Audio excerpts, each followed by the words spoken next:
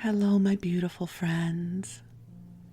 I am Laurel Bleadon-Maffei with Illuminating Souls, welcoming you to this episode of Sleepy Bedtime Blessings, a podcast designed to help you rest, relax, and fall asleep, all while deepening in your connection with your beautiful team of angels who love you so. If we're meeting for the first time, I am an angelic practitioner, a spiritual teacher, and an encourager of souls. And I have the best job ever.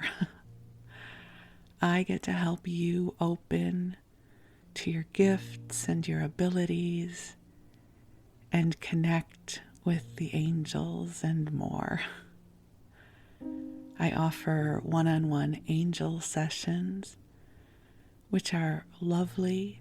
We meet over the phone. Each session is an hour long, and it's meant to be a conversation in consciousness. And I bring forward messages from the angels for you and help you connect with your divine guidance because, yes, you are a divine and wise being. And if you're interested in scheduling your own session, you can go on over to my website, illuminatingsouls.com. And I usually can schedule a session for you within about a week's time. So there's not a long waiting list. I also offer soul mentoring, which provides for consistent support as you go through a time of growth or change. And we start off with a 12-week package, which sounds like a long time, but most of the people who sign up for mentoring stay with me far longer than that because they find the value in having a sanctuary to come to every week to help move through whatever it is they're experiencing in life. And I do have 1 or 2 spots open for soul mentoring, so if you're interested in that, you also can visit me at my website. And then I offer a variety of classes. I always have something new coming up. About every 4 to 6 weeks, I have a new class or gathering that I offer. I actually just completed a lovely workshop for the new year where we met on New Year's Eve day and we met again on New Year's Day on Zoom, and it was wonderful. So again, if you sign up for my mailing list, you'll be in the know of whatever I have coming up for you. I love getting to connect with you. I love getting to support you. So there are many ways for us to connect outside of this podcast. And I am so grateful you are listening. I feel our beautiful community every time I come to this microphone. I feel you in my heart in the most wonderful of ways. And so I want you to know that as you are listening, that the love is flowing through for you. And if you are enjoying the podcast, I have a gentle ask for you, which is if you would consider sharing this with a friend. We grow our community by word of mouth. So if you have someone that you think would enjoy this podcast, if you will share that with them, that would be awesome. And also if you will leave a review or a rating, that would be great too. I'm all about organic growth. And so we as a community, we love to share our light and love in the world. And so anything you can do to help ripple the goodness is much appreciated. And for now, The angels and I are here to help you come in to a sweet, calm, soothing space where you can rest and receive the love. As most of you know, this podcast is born out of my love for sleep podcasts and my love of the angels. They are two of my favorite forms of self-care. And so this podcast is a unusual mashup of two of the things that I love most in self-care.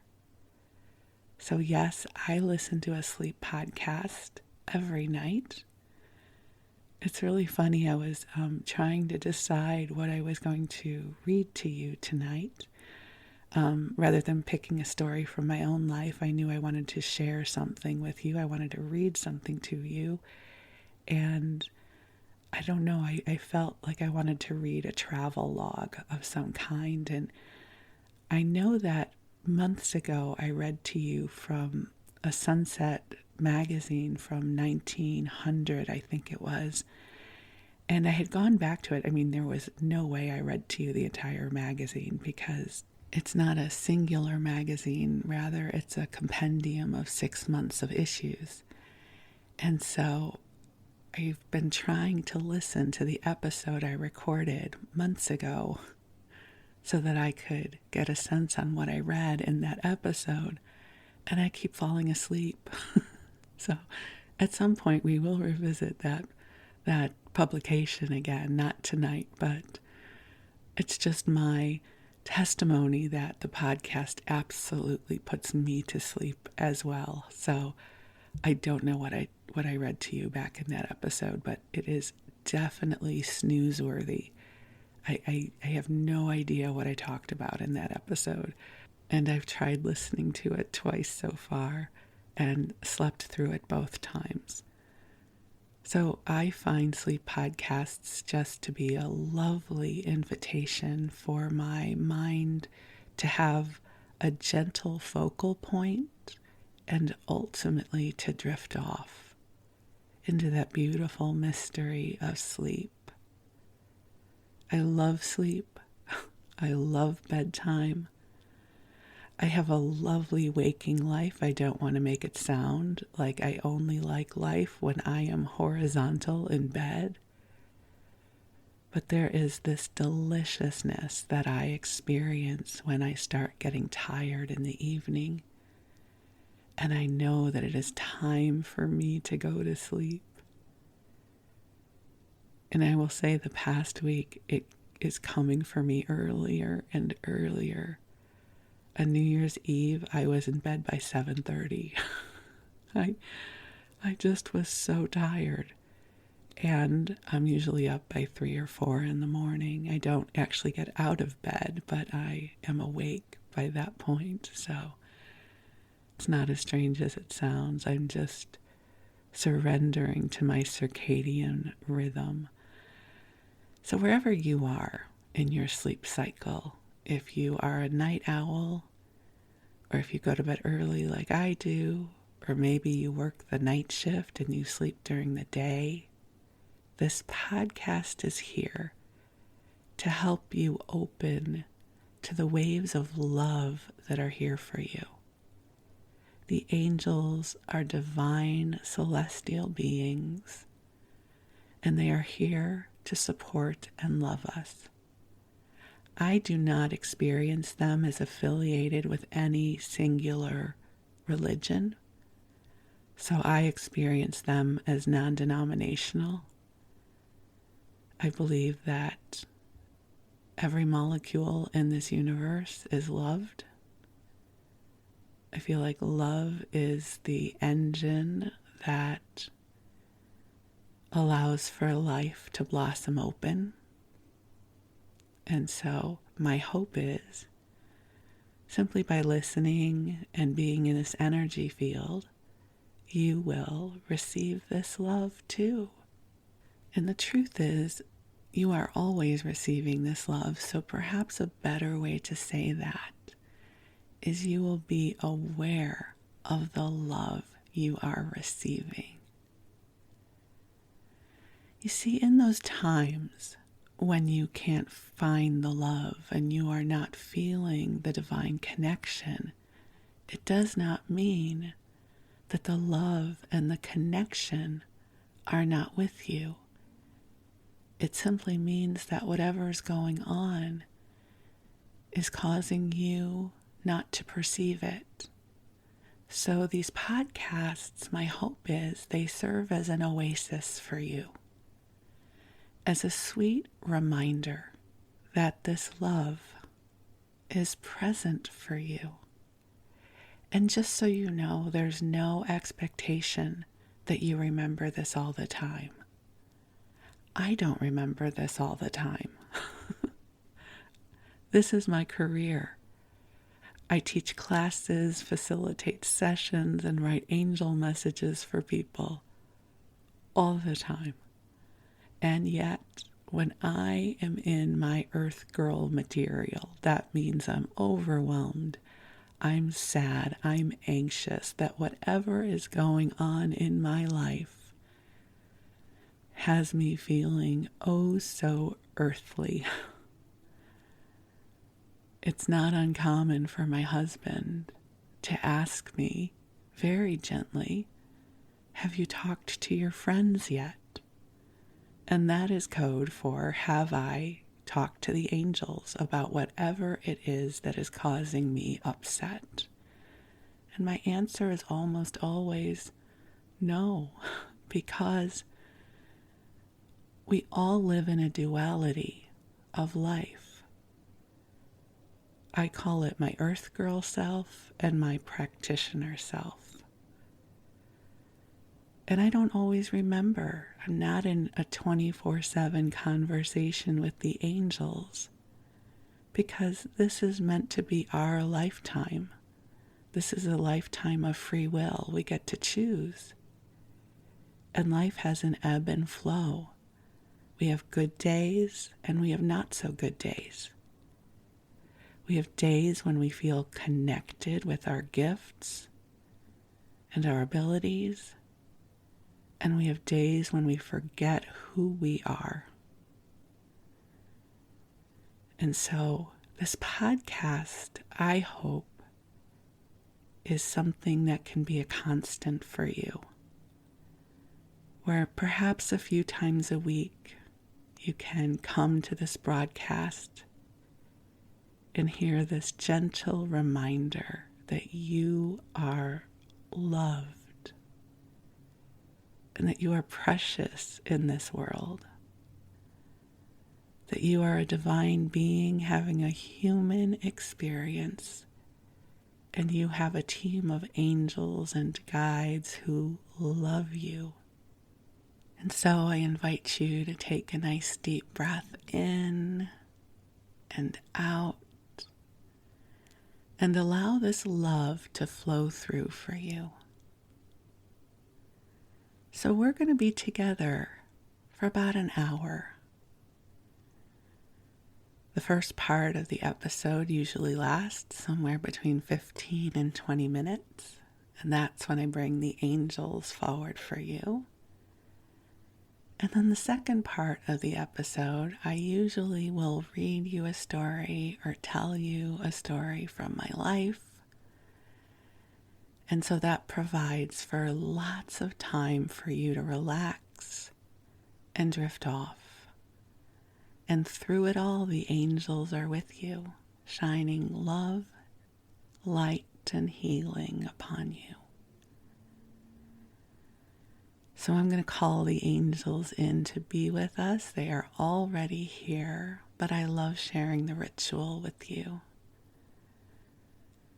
So I'm going to take a deep breath in with you, just allowing ourselves to come forward into the heart of God.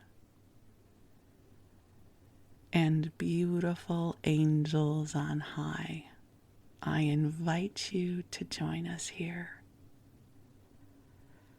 I ask that you cultivate a beautiful sense of divine sanctuary for each of our beloveds listening to this message.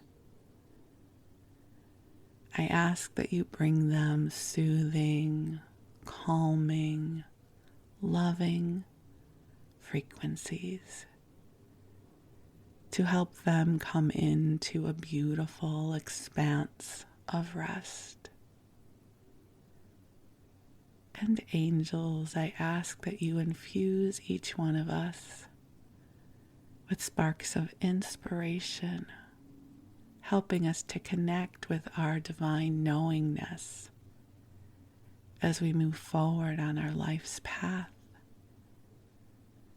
And I also ask that you sprinkle blessings upon our path, that in the coming days and weeks, we experience lightness of spirit. We have moments of serendipity, that we have moments of awareness where we experience a revelation and a knowing of how to move forward, that resources show up within us and around us, and we are gently guided on our life's path in service to experiencing authentic fulfillment and joy. So, dear ones, just take some deep breaths in, allowing yourself to receive this attunement from your divine team. I ask and I affirm that for each one of us, that the coming days will come with beautiful insights. You know, those experiences where you have this inspiration and you think to yourself, you know what I should do? I should, and then you fill in the blank. I should go on a road trip. I should call a friend. Or you suddenly know exactly what it is you want to write and you just can't stop writing because something beautiful is pouring through you. Or all of a sudden, something is lifted from you and perhaps it is easier for you to forgive, or something that had felt heavy to you no longer feels that way. These are all ways that the angels help us move forward in life. So I don't know about you, but I am totally open for these moments of divine grace. I call in lightness of spirit. I ask that the angels help each one of us flourish and blossom open in wonderful ways that will delight us, body, mind, and spirit. So take another deep breath in, receiving this love, receiving this prayer, opening your heart to brighter tomorrows. I affirm something wonderful is being seeded right now for each one of us. And we'll breathe together and open our hearts and receive the love of the divine. Thank you for the blessing that you are in this world. Thank you for the light that you shine. Truly, this world is better because you are here. And I am so deeply grateful for this opportunity to acknowledge and celebrate you in this moment. So, dear ones, just allow yourself to receive the love that is flowing for you. And if you are preparing for sleep, I invite you to just drift off whenever your consciousness is ready to let go. And while you rest, your angels will take good care of you and they will watch over you. And I'm going to read to you a story for a little while. As I mentioned earlier, I really love the idea of sharing some of the travel logs with you. So I don't know if you know this or not, but anything that was written in 1927 or earlier is in the public domain here in the United States. And so I can share that with you. I can read to you from different magazines and books. And since we just rolled into 2023, everything that was published in 1927 has now come into public domain. So what I'm going to share with you is a publication called California for the Tourist, published in 1910 by the Southern Pacific Railway. Here's what I find so fascinating about it. And if you live outside of the U.S., this may be an interesting awareness for you. So in other parts of the world, in other countries, the UK, Greece, France, the Middle East, these are countries that are centuries old, that it's not unusual to have cities that have been present for hundreds of years. But the United States is a relatively new country, and especially the West Coast is relatively new, comparatively speaking. And I've always found that fascinating. So in 1910, much of California was yet to be developed in the way that we know it now.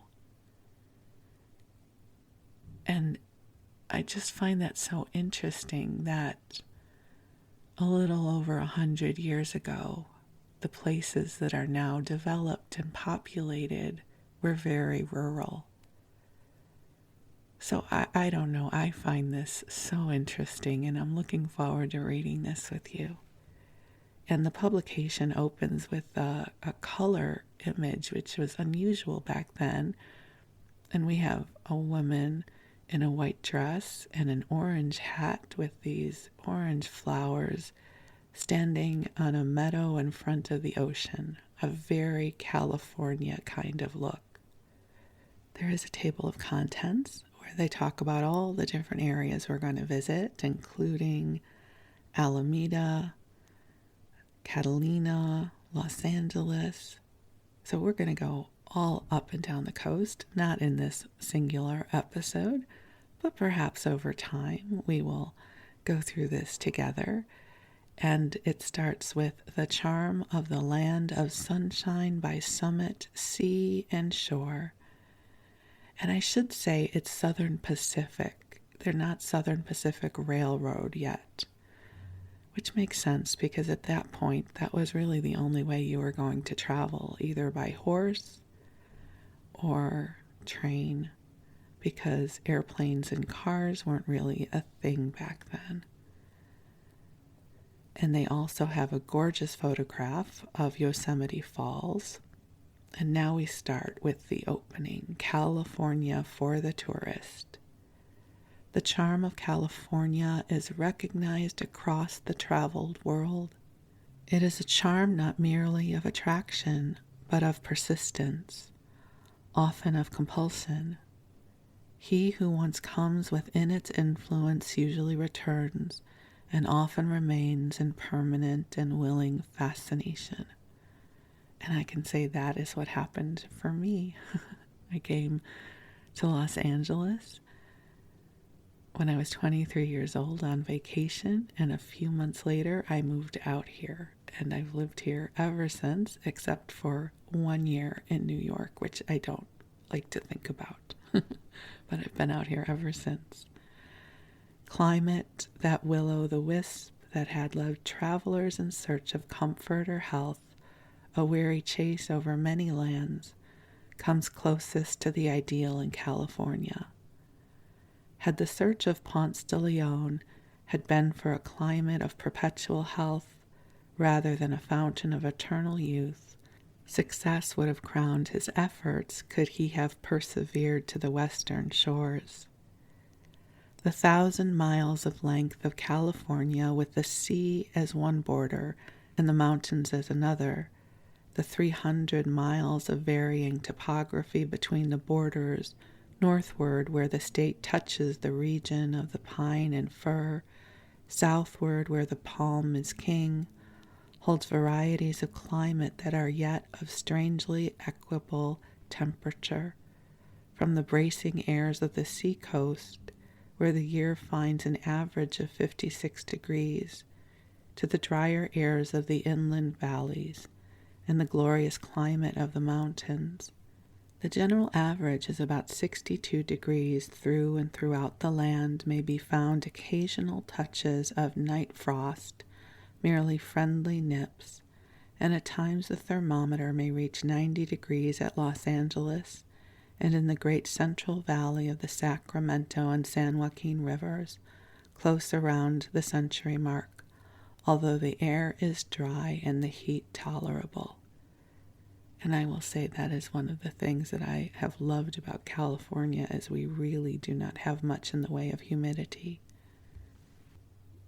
To briefly describe the climate is to announce the 300 days of sunshine that make brilliant every year, to say nothing of the wonderful star-set moonlit nights, with every day and night of the year such as to make outdoor living enjoyable. Charm to make one hasten westward from the sweltering summer to where cool sea breezes play above gentle surf and sandy beach and whisper through shady boughs above clear watercourses. Charm to set one searching for summer clothes for winter wear in a land where December is only known by the calendar, and where at Christmas and New Year's they throw roses instead of snowballs and wind up with an ocean dip as a cooler. For the greater number of pleasure places, San Francisco is the natural center and has been so adopted, while for those of Southern California, Los Angeles, round which they radiate, is made the hub. The way to California is easy. From the Orient come palatial steamers. Across the continent are two main highways, one following the trail of the pioneers straight across the prairies and through the mountains to San Francisco by the overland route, the other through the Southland by way of New Orleans, Louisiana, Texas, New Mexico, and Arizona to Los Angeles and San Francisco, the Sunset Route. The Shasta Route by Portland, Tacoma, and Seattle connects with the northern lines, and via Vancouver and Victoria with the Canadian Pacific. All along roads run perfectly appointed trains, and their prototypes are on the tributary roads that inveigh the state and make its travel a part of the charm of California. And now we have our first chapter, which is San Francisco and its environs. On the afternoon of Thanksgiving Day, 1910, a hummingbird made fiesta amid the geraniums in the window boxes of the Bohemian Club of San Francisco. There is an object lesson on winter climate. In the summer evenings, furs and coats are appreciably necessary to motorists in the glorious Golden Gate Park and along the Ocean Boulevard. So much for the summer weather. On New Year's Day, the members of the Olympic Club, young and old, jog leisurely out near the Cliff House and plunge into the surf, not out of bravado, but from pleasant custom. The temperature of the surf on that day is usually about 60 degrees. In summer, the temperature averages in July 57 degrees, in June 56, in August 58, and in September and October, warmest months of the year, 60 degrees. For 30 years, the mean temperature shows 60 degrees, with the greatest variation in the same period of 18 degrees. Summer in San Francisco with the sea breeze blowing through the city from ocean to bay, when in other cities the pavements and walls are as the sides of an oven. When those who stay in town are miserable from hot working days and breathless, sleepless nights, when amusements languish and soda fountains flourish on the sails of alluring but deceitful comforts, is a season of delight. The attractions that have left dark the New York theaters give San Francisco mid-year programs that are far better than those of any American city.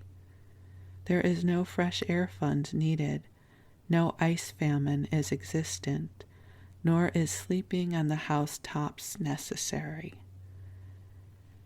And I just have to reflect that how meaningful this would be, because there really was no air conditioning back then. You know, back east and in the south, it would be so hot in the summer. It would be almost unbearable. So when they refer to people sleeping on their roofs, that's why. So this is one of the enchanting things about San Francisco, is it's always cool. So we go on. California, as a winter resort, hardly needs heralding, but its midsummer attractiveness is less widely known. Many great conventions are held now in the state, as its climactic pleasures are told by those who have enjoyed them. The great majority of tourists to California enter it from the east of the Rocky Mountains by the overland route, straight across plains and mountains, following the old westward trails of the pioneers and the Mormons. The lines of steel are halted by the waters of San Francisco Bay here, 3 miles in width. To avoid a long southern detour around the head of the bay, the train, leaving the prosperous city of Oakland, rail terminal of the overland route, goes to sea on a pier that stretches for a mile into the deep waters of the bay. At the pier head waits for a commodious ferry. 2 miles away, San Francisco piles up impressively on its 100 hills that even at this distance bristle with the tall buildings of the business section.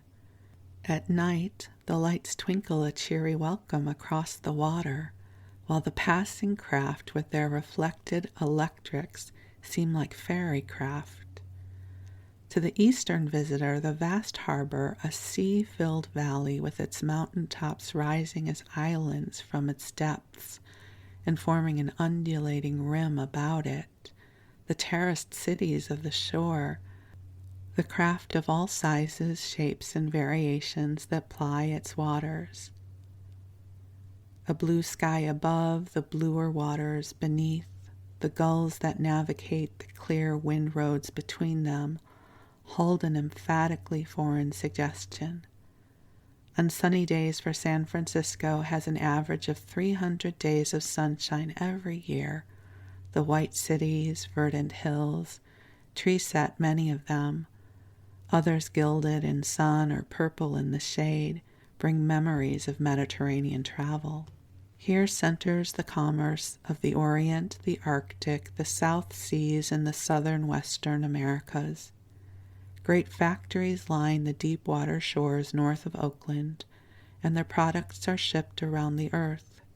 Here visit the navies of a dozen flags. At times, San Francisco streets see the stalwart sailors and Marines of Great Britain, Germany, Holland, France, Italy, Japan, and America in a friendly rivalry of parade. The mercantile shipping displays the bunting of the world's waterways. Its cargoes suggest the naming of the Golden Gate from the wealth of the Argosies, Argosies, that passed through it rather than the glory of the western sky behind it as seen from the shore at sunset. The Golden Gate has an entrance that is a mile in width, and through its straits a powerful current ebbs and flows so strongly that at Sacramento, 130 miles away up the Sacramento River, there is a tidal rise and fall of several inches. The inland sea, for such it really is, stretches north and south in two great arms, the northern being again divided by the narrow but deep straits of Carquinez in two sections. The water area covers more than 250 miles, of which a tenth is in immediate vicinity of San Francisco, lying as it does at the head of the long peninsula that backs the southern portal of the gate, and is used as anchorages exclusive of 7 miles of fairways. 40 square miles more of anchor ground are available close by in San Francisco Bay, in the southern arm, and in the northern stretches. And it goes on to describe the waterways, and even though this is a sleep podcast, that is a little bit boring, unless, of course, you are interested in maritime information. But I'm going to skip to something a little more interesting in case you are awake and would like at least a small amount of entertainment. So we're going to move forward. As the hub of many short excursions of delight, aside from being the metropolis of the Pacific Slope and coupled with the attractiveness of its climate, San Francisco is a city of many hotels and famous ones. The Palace has been well known in its way as Shepheard's at Cairo or the Cecil in London. Time was when it was the big hotel of the city. Now the Fairmont on the Hill and the St. Francis facing Union Square in its very center of things civic share the glories of the Palace as places containing the last achievements for comfortable splendor. There are hundreds of hotels in the city suiting all pretensions and purses, but all new, all modern, capable of accommodating 50,000 guests. The edible side of things is never to be despised, and San Francisco has ever been famous for the tempting bills of fare displayed by its restaurants and hotels, and for the way its chefs prepare them. With the land growing delicious fruit and vegetables at first hand that are elsewhere secured, either after maturing on their journey or canned, with the sea swarming with delectable fishes, it is no hard matter to acquiesce in the enthusiasm of epicures for San Francisco menus. It remains only to decide upon styles of cooking, and in California there are many. Aside from the famous chefs at the big hotels, there are French restaurants noted for famous dishes, Italian restaurants where the mysteries and methods of eating ravioli, spaghetti, and taglierne are solved, Chinese restaurants where one can order as if in Canton, restaurants Spanish, Greek, and Japanese, all of them good, many of them famous. Here, too, can and should be acquired the patriotic and excellent taste for drinking wines of California vintage. All the large restaurants have orchestras with excellent leaders, for San Francisco prides itself upon its taste in matters musical, remembering its early appreciation of La Bohème, the opera, and Tetrazzini, the prima donna, before either had been acclaimed by the world at large. The hours from dinner until after the last post-theater party has departed are always busy with a brilliant bohemianism in San Francisco cafes, from Sanguinetti's on the waterfront to the ivory and gold rooms of the big hotels, where are Paris gowns and Paris hats and the friendly rivalry of the socially elect. As a pleasure-loving citizen, the native son of the Golden Gate is of the first water. Parades, marathons, aviation and motor meets racing and sport of any kind, holidays and any excuse for letting off superfluous vitality never go a-begging. On New Year's Day in California, laughing crowds in summer dresses play at snowballs with roses, and in San Francisco on New Year's Eve the streets and hallways are deep in confetti, drift crowds waltz and two-step on the avenues.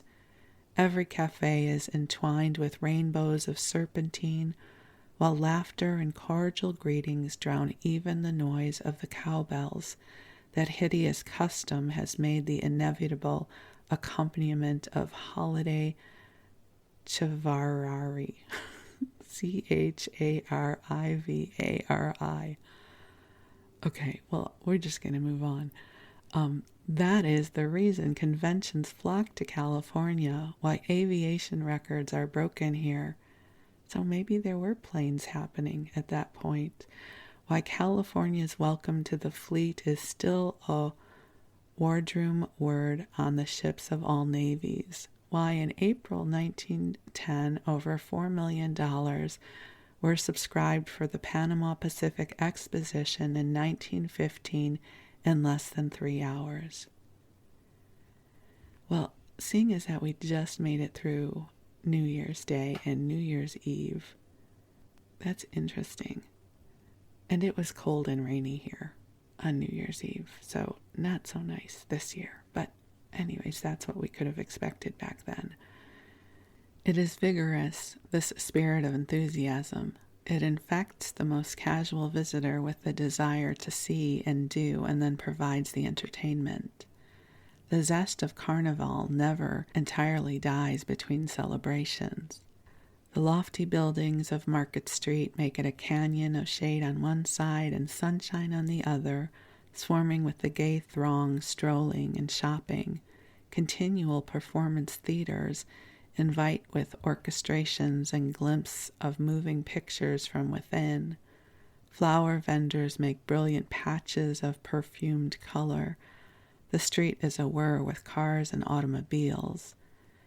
Big sightseeing motors megaphone their way out to the Cliff House and the park.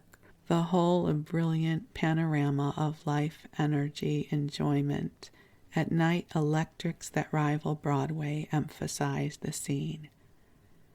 So I guess people were driving cars back then. I don't know why I thought that. Perhaps not, but what do I know? Okay, we'll keep going. San Francisco's shopping district parallels that of any world city, from cotton prints to imported gowns to diamond necklaces. It has excellent theaters and shares with New York all the successes. In summer, the bills show greater attractions from closed houses in the East than any American city, while at the beautiful Greek Theater at Berkeley, when Sarah Bernhardt in Phaedra or Maud Adams in As You Like It, by moonlight, enchant the alfresco audiences, there is a sensation found, a dramatic note reached that are unique. Libraries, museums, art schools, government buildings all furnish their share of entertainment. The social life is brilliant and hospitable. The clubs numerous, including the famous Bohemian Club, with its artists, musics, and men of letters, and its annual pageants in a redwood grove. The Olympic Club, with its membership devoted to athletes and those of athletic tendencies. Besides are the aristocratic Pacific Union, the Army and Navy, the University, the Family, the Press, the Cosmos, the Century, Town and Country, the California for Women, and the Sequoia for both sexes on the lines of a miniature Bohemian Club, the Spinners, the Sketch, and the Cirrhosis, of all dedicated to workers in the arts. All right, and then I'm going to skip ahead a little bit more. It says San Francisco has sister cities on the bay of much commercial and social importance: Oakland, Berkeley, and Alameda. They're all on the mainland and contiguous, Oakland being the land terminal of the transcontinental lines to San Francisco. Between these cities themselves, most effectively served by local train service, and San Francisco, the ferries ply continually. Oakland, the handsome city that is the Brooklyn of the Pacific coast, was originally a great park of oak-shaded glades. Today it is a city of great present prominence and promise, with a population of over 250,000. It has important manufacturing and commercial interests, besides its valuable railroad connections, It has a fine deep water harbor, landlocked, 6 miles in length on its southern side. Oakland gardens are beautiful with flowers and trees, all climes giving contribution to the gardener's skill. Close to the Civic Center is Lake Merritt, where yachts and other pleasure craft disport beneath the windows of the city. A magnificent boulevard carries the motorist swiftly and smoothly into the countryside, miles of which have become populous and gathered in a continuous suburbanism of Oakland. Closer toward the Oakland Hills, clustering about the University of California, is Berkeley. The college occupies an ideal site and is an emphatic factor in California's educational and social life. Its plans are not all completed, and the scheme, when finished, will have involved the expenditure of $50 million. Mrs. Phoebe Hearst has been the chief benefactress of the college. William Randolph Hearst's generosity made possible the beautiful Greek theater, seating 10,000 people. It is modeled after the Greek theater of Epidaurus, called the most beautiful theater in the world.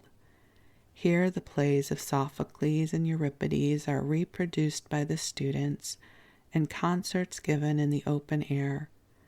Bernhardt played Phaedra here, May 17, 1906, inspired by the perfection of her surroundings. The university has affiliated colleges of medicine, dentistry, law, and art in San Francisco, and an astronomical department on Mount Hamilton at the Lick Observatory. The present wealth of the college is very great, and it is absolutely without limit of sex, a university in the real meaning of the word. Stanford University at Palo Alto down the peninsula follows the same plan generally, while limiting its number of women students. The grounds, bounded with clustering oaks, are left in much of their natural beauty, looking straight into the sunset and at the Golden Gate. This beauty is shared by the many who have chosen Berkeley as their residence and who have added to the first-hand resources a wealth of shade and flowers. Everything grows all the year round here. High walls are covered with masses of vivid geraniums, and roses are everywhere. Palms thrive, and there are avenues of bananas. The whole section has a distinct air of refinement and social dignity. It extends well back into the Piedmont Hills, tree-crowned, flower-carpeted. And I just have to say I love Berkeley, and I go there frequently. It has beautiful places you can go hiking. It has an amazing supermarket called Berkeley Bowl, great restaurants, a lovely vibe. So I am a fan of Berkeley for sure. And we'll continue. So Alameda is separated from Oakland only by tidelands and is a chosen place of residence, having a climate quiet and warm in the sunshine that is present when localities more exposed to the ocean are fog-swathed or wind-whipped. It is actually an island with the bay on the south and Oakland estuary on the north. Here are fine beaches, boat clubs, hot and cold water bathing, and the carrying on of many aquatic and athletic sports. It has fine civic buildings and enterprises and is a desirable and attractive place to live in. And so that ends the chapter about San Francisco. And I have to say, I didn't read this before I read it to you, and perhaps I should have, but it was a bit dull, wasn't it? For as lively and awesome as San Francisco is and was back then, whoever was writing this was really talking about the topography and the tides.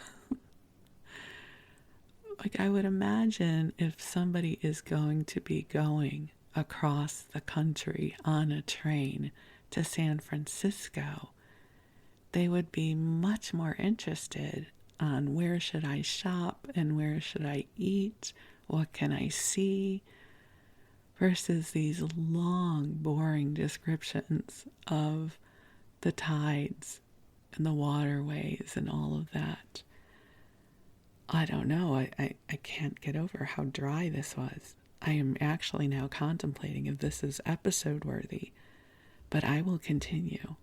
I will go with it, because this could be just the perfect episode to put you to sleep, because there is nothing here really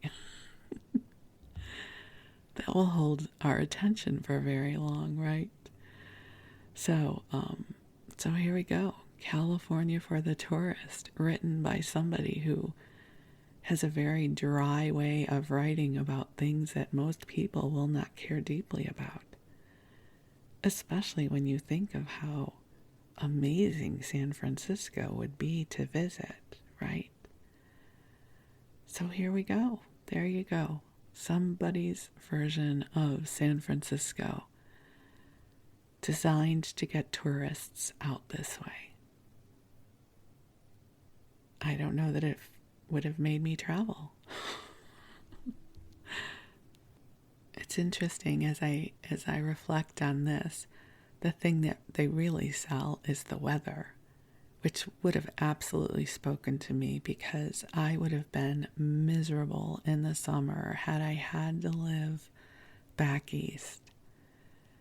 You know, my husband and I, we're always watching some sort of period piece, right? And whenever there's a woman in a corset, you know, with one of those dresses where they're tied in, my husband always goes, "Oh, you'd look good in one of those." And I glare at him. I'm like, do you have any idea how bitchy and miserable I would be if I had to wear that thing? And if I had to wear that thing when there was no air conditioning, I could not have been gracious or nice to anybody. I am somebody who appreciates a climate-controlled environment where I get to be comfortable all the time. So I found that very interesting that they are so talking up the weather, which is really one of the best perks of living out here. So I hope this was not overly dull for you. Perhaps you are asleep now because it was relatively boring. But here we go. We've done it. We made it through the chapter on San Francisco. So if you were a tourist thinking about coming out here in 1910, this is what you would have been reading. And so, my beautiful friend, I wish you the sweetest of dreams. I am so deeply grateful for you. And we will talk again soon. Thank you.